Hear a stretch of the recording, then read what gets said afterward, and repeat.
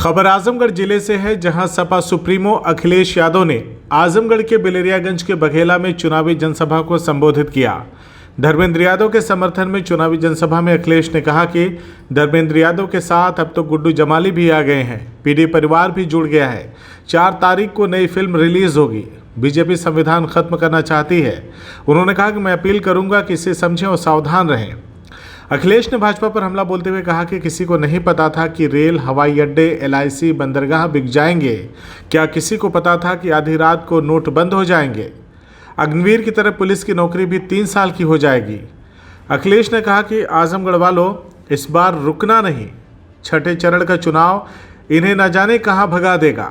अखिलेश ने सभी से निवेदन करते हुए कहा कि धर्मेंद्र यादव को जिताएं। अखिलेश ने कहा कि हमारा रिश्ता यहां से नया नहीं है। ऐसा रिश्ता किसी का नहीं हो सकता जैसा हमारा आजमगढ़ से रहा है।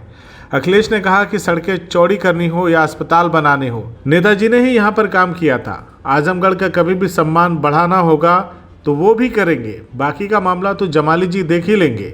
देश की जो बड़ी जीत होगी उसमें आजमगढ़ शामिल होगा या नहीं, ऐसा ना हो कि कन्नौज से पीछे रह जाओ। आप सभी लोकतंत्र को मजबूत करने के लिए वोट जरूर डालें। अखिलेश ने कहा कि संविधान को खत्म करने वालों को सत्ता से हटाइए।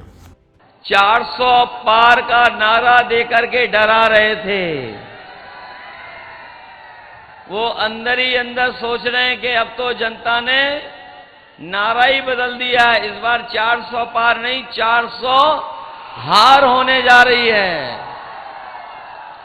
और ये इंडिया गठबंधन ने तय किया है कि जिस तरह बड़े बड़े उद्योगपतियों का, कारोबारियों का कर्ज माफ हुआ है, आने वाले समय में 4 जून के बाद जब सरकार बनेगी तो हमारे गरीब और किसानों का भी कर्ज माफ उसी तरीके से होगा।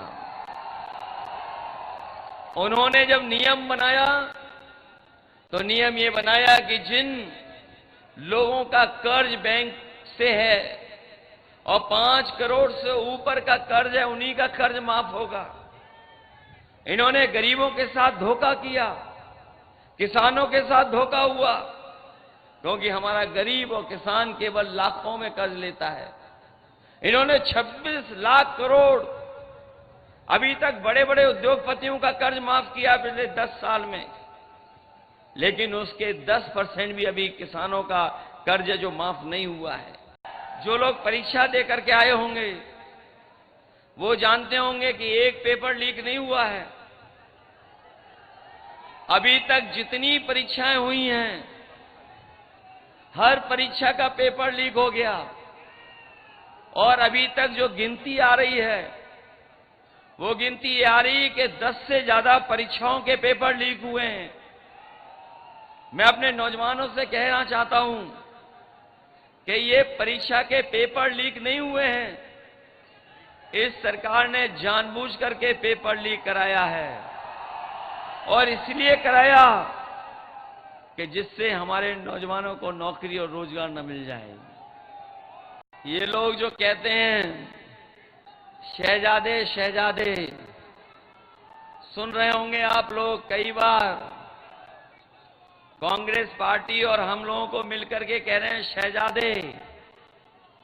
इस बार देखना, दोनों मिलकर के जो शहजादे ऐसी शह देंगे और जनता ऐसी मात देगी कि इनका पता नहीं लगेगा। इस बार शहजादे शह देने जा रहे हैं और जनता मात देने जा रही है। ये पीडीए परिवार जो जुट गया है, जमाली जी जुड़ गए हैं। 4 तारीख को नई फिल्म रिलीज होगी। 4 तारीख को देख लेना आप, नई फिल्म रिलीज होगी कोई, जिसको पूरा देश देखेगा। जो भाजपा वाले बड़ी बड़ी बातें कर रहे हैं, ये ढूंढे जाएंगे भाजपा वाले कि कहां हैं भाजपा वाले। इसलिए अभिनय के चक्कर में तो नहीं पड़ जाओगे आप लोग। ये अभिनय बहुत ऊपर तक होते हैं, ऊंचाई तक चले जाते हैं कई बार। इन अभिनय करने वालों से सावधान रहोगे कि नहीं रहोगे? ये अभिनय वाले जो पूरे के पूरे जुटे हुए हैं, यहां से लेकर के दिल्ली तक, बताओ, आपके अधिकारों को छीन रहे हैं कि नहीं छीन रहे हैं? आपके सम्मान को ठेस पहुंचा रहे हैं कि नहीं पहुंचा रहे हैं? और आपका जो बाबा साहब भीमराव अम्बेडकर ने दिया हुआ संविधान, उसको खत्म करना चाहते हैं कि नहीं चाहते हैं?